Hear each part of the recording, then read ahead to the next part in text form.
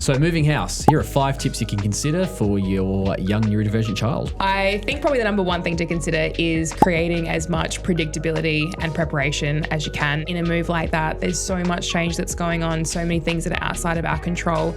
So the more you can provide an understanding for your young person about what that's going to look like, visual, social stories can really help with that too. I think the other thing I like is that involvement in the process. You talked about packing up and having some level of control. You have your own bubble wrap, you have your own tape, or you do all your toys and things like that can certainly help. Third point, probably about maintaining daily routines as much as you can. So in amongst all of that, there are some things that can look consistent and as is familiar for your family and for your young person, that can set them up quite well in meeting the demands within that too. I think the other thing, the fourth point I'd say, is the emotional changes that can come from a move. There's probably a lot of emotions. You're leaving that home, that house, and you're moving on to somewhere else. So being able to validate and sit with that where you can. Obviously you're moving, so you can't sit with it for too long, but being okay with going through that and trying to keep that positive, but looking forward to the next step. And I guess the next step is transitioning to the new home. Yeah. And that final step, and yes, it's exciting, but also it's a new transition, it's a new space. And then when you get there,